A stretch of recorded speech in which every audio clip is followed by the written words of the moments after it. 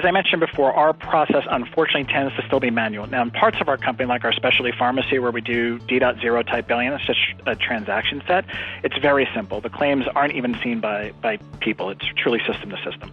But on some of our other companies, the home infusion company, for instance, where I would say it's some of the most complicated medical billing in the industry, home infusion itself, and it's very manual. The biggest thing for us has been automation around consistency and around standardization. Where we have 500 people doing billing and collections here, and those 1,500 managed care contracts, they're being administered by our colleagues because our systems yet don't have some of that capability of a normal hospital system. So what we've used the robotics for is really to drive consistency and standardization. That has allowed us to keep our claims clean.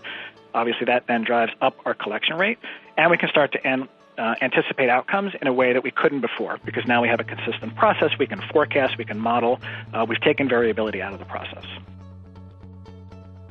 Great. And keeping with that theme, have you implemented automation to reduce DSO, decreasing claim payment time?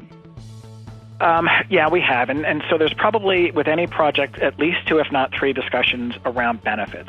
The first is, always cash. That's always on the table. Are we going to be able to bring up cash, which therefore brings down DSO or days in revenue or days in receivable? Sometimes they're used interchangeable. The second is just simply efficiency. So can we make it more efficient and take some cost out? And the third is quality.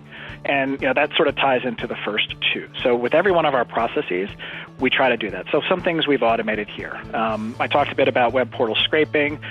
We have a system that doesn't necessarily manually or automatically generate certain charges. So if we require a pump to go out with an antibiotic treatment for our home infusion patients, our system doesn't automatically know that pump should always be billed once a month.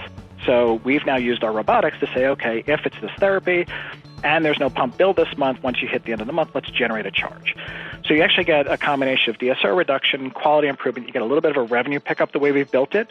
But things as simple as, if a payment comes in, can I prorate the balance to the next responsible payer? Some systems do that automatically. Some of our systems do, but some of ours don't. So we've automated that.